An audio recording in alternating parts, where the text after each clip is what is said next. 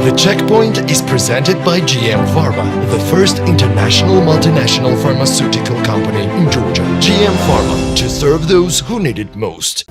This is the Checkpoint presented to you by Elena Kvanchilashvili and myself, David Jalagonia. We are here to tell you about business and economics. Yes, 10 p.m. sharp, and we will start with the IMF's proposition for the government of Georgia on much awaited and long discussed SOE reform. According to the International Monetary Fund, state-owned enterprises are a key part of Georgia's economy, accounting for a significant portion of GDP, employment and public investment. They deliver critical services in important economic sectors including gas, electricity, water and transportation. Improving their performance is a critical step in the path to becoming a high-income country, IMF says. Since 2012, the authorities have been taking concrete steps to address challenges arising from the state-owned enterprises sector. Substantial progress has been achieved in disclosing fiscal risks arising from SOEs in the fiscal risk statement, increasing the monitoring capacity of the Ministry of Finance by establishing a fiscal risk management unit, rationalizing the number of the state-owned enterprises, sectorizing them in line with international statistical standards, says the IMF.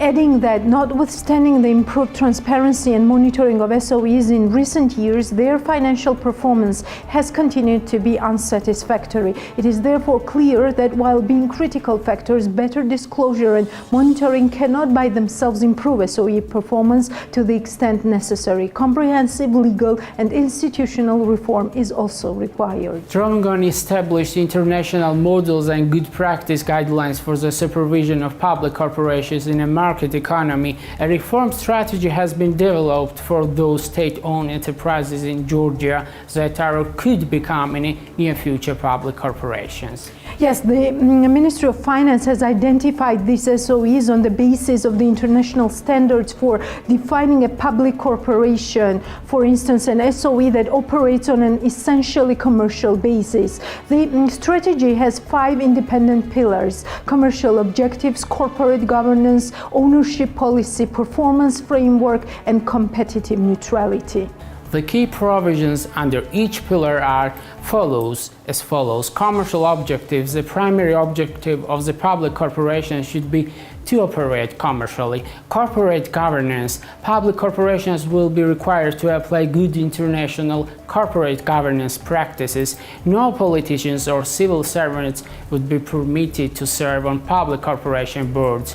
Ownership policy statement is to be developed and published by the central government and each local government that has responsibility for supervising public corporations. Performance framework. Each year, the public corporations will be required to develop a statement of corporate intent, defining the financial and non-financial objectives to be achieved within the specified risk thresholds. This will be submitted to the Ministry of Finance or local government finance department and Parliament and used to hold the public corporation supervisory boards accountable.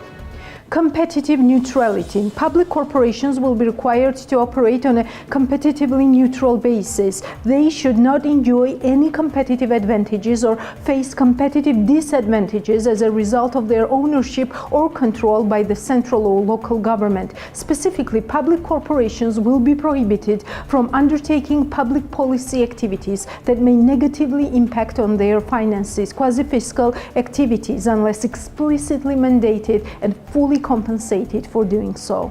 The strategy makes provision for the responsibility for exercising the shareholders' functions of public corporations to be centralized under the Ministry of Finance. This is in line with international good practice, as it would ensure a clear separation between the state shareholder and policymaking functions as per the OECD's recommendations. Correct, David. However, in order to comply with the European Union Unbundling Directive, the Ministry of Finance will be the ownership entity for the state-owned electricity transmission company, whereas the Ministry of Economy will be the ownership entity for the electricity generation companies. Nevertheless, in order to reduce the impact of the Ministry of Economy's conflict of interest between its ownership entity role and its policy role, additional measures will be taken to separate these roles within the ministry.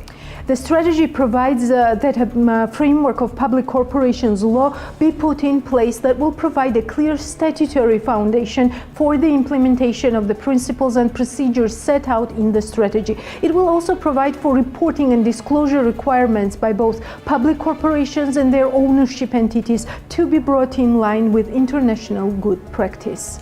The strategy will be used to initiate a process of wider discussion in Georgia that would assist the government to decide on how best to implement the strategy.